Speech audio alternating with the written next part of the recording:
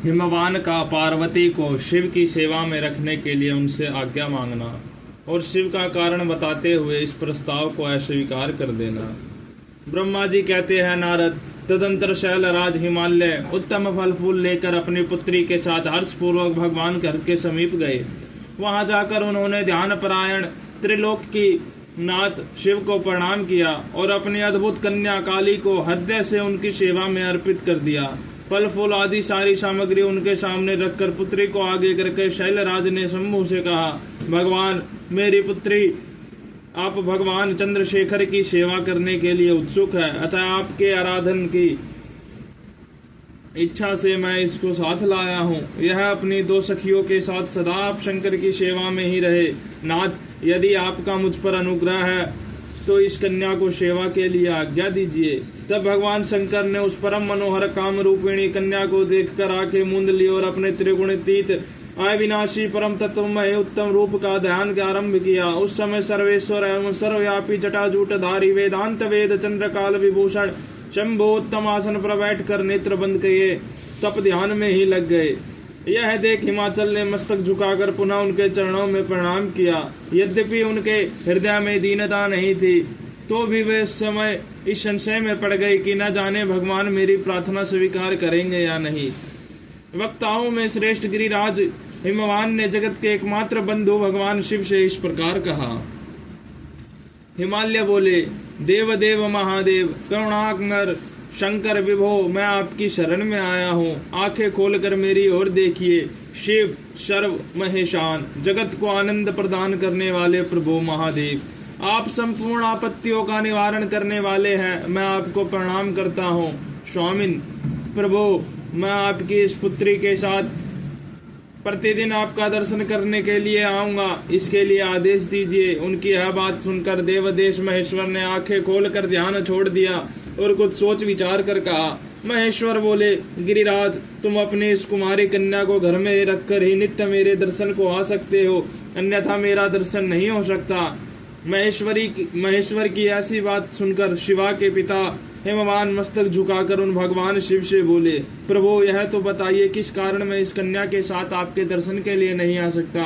क्या यह आपके सेवा के योग्य नहीं है? फिर इसे नहीं लाने का क्या कारण है? यह मेरी समझ में नहीं आता। यह सुनकर भगवान वृषभध्वज शंभु हंसने लगे और विशेषतः दुष्ट योगियों को लोकाचार के दर्शन कराते हुए वे हिमालय से बोले, शैलराज, यह कुमारी सुंदर कटी प्रदेश से सुशोभित तनवंगी चंद्रमुखी और शुभ लक्षणों से संपन्न है, इसलिए इसे मेरे समीप तुम्हें नहीं लाना चाहिए। इसके लिए मैं तुम्हें बारंबार रोकता हूँ।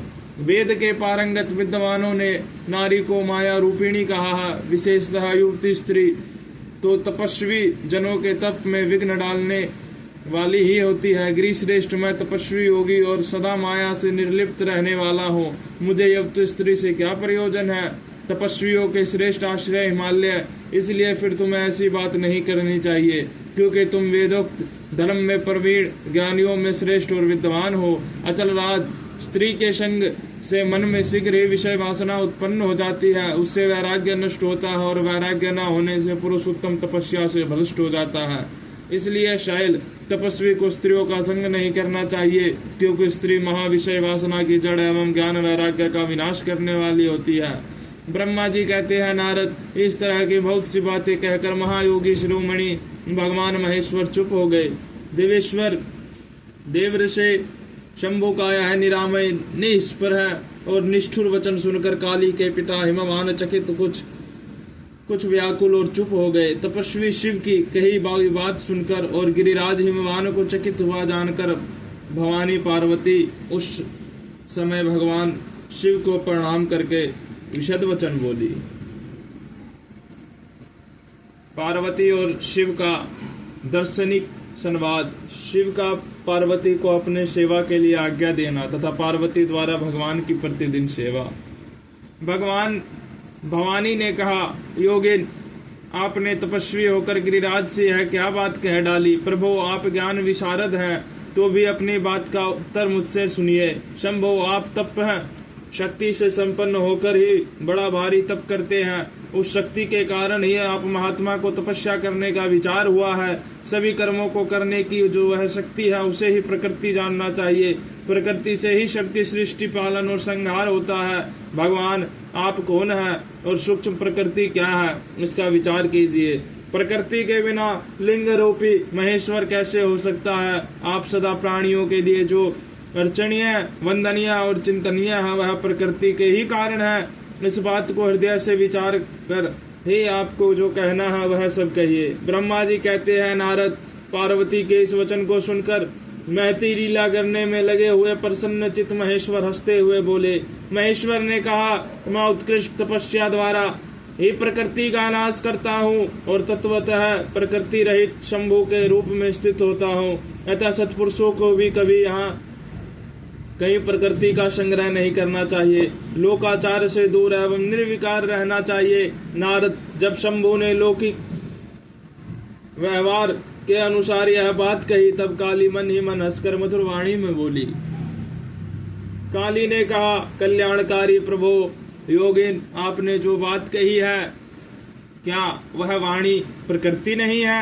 फिर आप उससे परे क्यों नहीं हो गए? क्यों प्रकृति का सहारा लेकर बोलने लगे? इन सब बातों को विचार करके तात्विक दृष्टि से जो यथार्थ बात हो उसी को कहना चाहिए। यह सब कुछ सदा प्रकृति से बंधा हुआ है, इसलिए आपको न तो बोलना चाहिए और न कुछ करना ही चाहिए, क्योंकि कहना और करना सब व्यवहार प्राकृत ही है। आप अपनी बुद्धि से इसको समझिए। आप जो कुछ सुनते, खाते, देखते और करते हैं वह सब प्रकृति का ही कार्य है। झूठे वादे, वाद विवाद करना व्यर्थ है। प्रभो शंभो, यदि आप प्रकृति से परे हैं तो इस समय इस हिमवान पर्वत पर आप तपस्या किस लिए करते हैं? हर प्रकृति ने आपको निगल लिया है, अतः आप अपने स्वरूप को नहीं जानते। आप यदि अपने स्वरूप को जानते हैं तो किस लिए तप करते हैं? योगी, मुझे आपके साथ वाद विवाद करने की क्या आवश्यकता है? प्रत्यक्ष प्रमाण उपलब्ध होने पर विद्वान पुरुष अनुमान प्रमाण को नहीं मानते। जो कुछ प्राणियों के इंद्रियों का विषय होता है वह सब ज्ञानी पुरुषों को बुद्धि से विचार कर प्राकृत ही मानना चाहिए। योगीश्वर, बहुत कहने से क्या लाभ? मेरी उत्तम बात सुनिए। मैं प्रकृति हूँ, आप पुरुष हैं। यह सत्य है, इसमें संशय नहीं है। मेरे अनुग्रह से ही आप सगुण और साकार माने गए हैं। मेरे बिना तो आप निरीह हैं, कुछ भी नहीं कर सकते। आप जितेंद्रिय होने पर भी प्रकृति के अधीन हो, सदा नाना प्रकार के कर्म करते रहते हैं, फिर निर्विकार कैसे हैं और मुझसे लिप्त कैसे नहीं? शंकर, यदि आप प्रकृति से परे हैं और यदि आपका यह कथन सत्य है तो आपको मेरे समीप रहने पर भी डरना नहीं चाहिए। ब्रह्मा जी कहते हैं, पार्वती का यह सांख्य शास्त्र के अनुसार कहा हुआ वचन सुनकर भगवान शिव वेदांत मन में स्थित हो उनसे यूं बोले। श्री शिव ने कहा, सुंदर भाषण करने वाली गिरिजे, यदि तुम सांख्य मत को धारण करके ऐसी बात कहती हो तो प्रतिदिन मेरी सेवा करो, परंतु वह सेवा शास्त्र निषिद्ध नहीं होनी चाहिए। गिरिजा से ऐसा कहकर भक्तों पर अनुग्रह और उनका मनोरंजन करने वाले भगवान शिव हिमवान से बोले। शिव ने कहा, गिरिराज, मैं यही तुम्हारे अत्यंत रमणीय श्रेष्ठ शिखर की भूमि पर उत्तम तपस्या तथा अपने आनंदमय परमार्थ स्वरूप का विचार करता हूँ हुआ विचरूंगा। पर्वतराज, आप मुझे यहाँ तपस्या करने की अनुमति दे। आपकी अनुज्ञा के बिना कोई तप नहीं किया जा सकता। देवादिदेव शूलधारी भगवान शिव का यह कथन सुनकर हिमवान ने उन्हें प्रणाम करके कहा, महादेव, देवता, असुर और मनुष्य सहित संपूर्ण जगत तो आपका ही है। मैं तुच्छ होकर आपसे क्या कहूँ? ब्रह्मा जी कहते हैं, नारद, गिरिराज हिमवान के ऐसा कहने पर लोक कल्याणकारी भगवान शंकर हंस पड़े और आदर पूर्वक उनसे बोले, अब तुम जाओ। शंकर की आज्ञा पाकर हिमवान अपने घर लौट गए। वे गिरिजा के साथ प्रतिदिन उनके दर्शन के लिए आते थे। काली अपने पिता के बिना भी दोनों सखियों के साथ नित्य शंकर जी के पास जाती और भक्ति पूर्वक उनकी सेवा में लगी रहती। नंदीश्वर आदि कोई भी गण उन्हें रोकता नहीं था। तात महेश्वर के आदेश से ही ऐसा होता है। प्रत्येक गण पवित्रता पूर्वक रहकर उनकी आज्ञा का पालन करता था। जो विचार करने से परस्पर अभिन्न सिद्ध होते हैं उन्हें शिवा और शिव ने सांख्य और वेदांत मत में स्थित हो जो कल्याणदायक संवाद किया वह सर्वदा सुख देने वाला है। वह संवाद मैंने यहाँ कह सुनाया। इंद्रियातीत भगवान शंकर ने गिरिराज के कहने से उनका गौरव मानकर उनकी पुत्री को अपने पास रहकर सेवा करने के लिए स्वीकार कर लिया। काली अपनी 2 सखियों के साथ चंद्रशेखर महादेव जी की सेवा के लिए प्रतिदिन आती जाती रहती थी। वे भगवान शंकर के चरण धोकर उस चरणामृत का पान करती थी। आग से तपाकर शुद्ध किए हुए वस्त्र से अथवा गर्म जल से धोए हुए वस्त्र के द्वारा उनके शरीर का मार्जन करती, उसे मलती पोंछती थी। फिर 16 उपचारों से विधिवत हरि की पूजा करके बारंबार उनके चरणों में प्रणाम करने के पश्चात प्रतिदिन पिता के घर लौट जाती रही। मुनि श्रेष्ठ, इस प्रकार ध्यान परायण शंकर की सेवा में लगी हुई शिवा का महान समय व्यतीत हो गया, तो भी वे अपने इंद्रियों को संयम में रखकर पूर्ववत उसकी सेवा करती रही।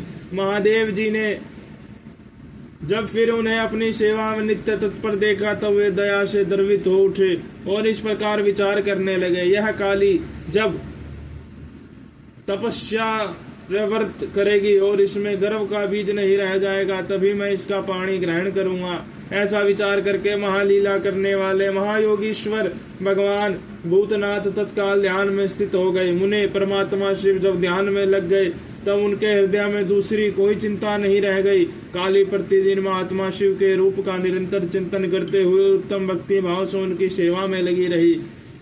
ध्यान परायण भगवान हर शुद्ध भाव से वहां रहते हुए काली को नित्य देखते थे, फिर भी पूर्व चिंता को भूलकर उन्हें देखते हुए भी नहीं देखते थे। इसी बीच में इंद्र आदि देवता तथा मुनियों ने ब्रह्मा जी की आज्ञा से कामदेव को वहां आदर पूर्वक भेजा। वे काम की प्रेरणा से काली का रुद्र के साथ संयोग कराना चाहते थे। उनके ऐसा करने में कारण यह था कि महापराक्रमी तारकासुर से वह बहुत पीड़ित थे और शंकर जी किसी महान बलवान पुत्र की उत्पत्ति चाहते थे।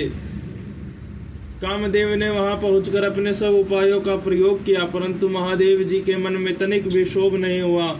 उल्टे उन्होंने कामदेव को जलाकर भस्म कर दिया। मुने तब सती पार्वती ने भी गर्भ रहित हो उनकी आज्ञा से बहुत बड़ी तपस्या करके शिव को पति रूप में प्राप्त किया।